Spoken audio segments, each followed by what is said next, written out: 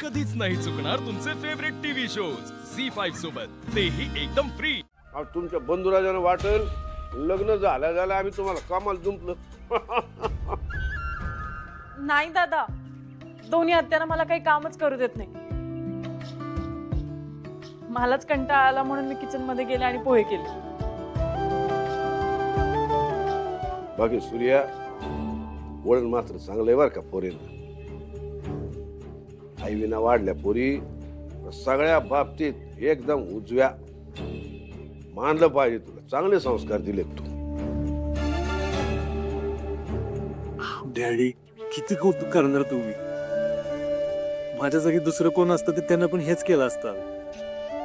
मी काय शिकवणार त्यांना, त्यांच्यापेक्षा शिकी. मला विश्वास आहे भावाला कधी कमीपणा घ्यावा लागेल ना, असते कधीच वाढणार नाही. ते आहेच की. बाकी कसं येणं केलंस? ते पासपोर्ट कमीसाठी तेजूला घ्यायला आलं.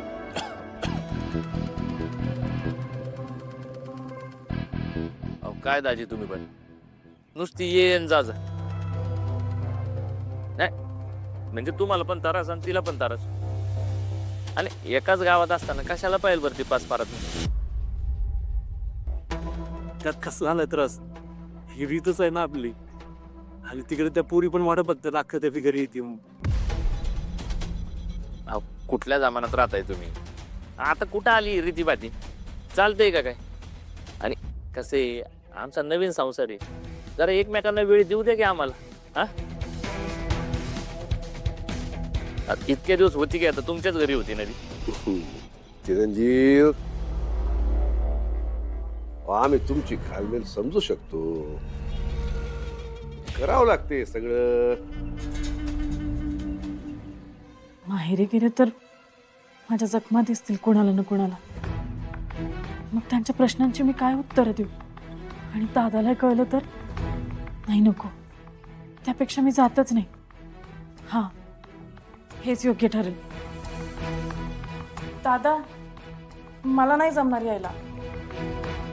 ते काय ना, यांनी महाबळेश्वरला जायचा प्लॅन केलाय, त्यासाठी मला तयारी करायची आहे. तेजू ते पुढं नाही का ढकलू शकत? पण सगळी तयारी झाली होती. बर ठीक आहे, तिकडून जाऊन आल्यानंतर मग ये घरी. चालेल, निघतो आम्ही.